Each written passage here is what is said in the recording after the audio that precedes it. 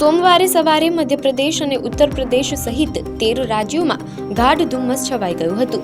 ધુમ્મસને કારણે ઉત્તર પ્રદેશ, બિહાર, હરિયાણા અને દિલ્હીમાં દ્રશ્યતા શૂન્ય થઈ ગઈ હતી.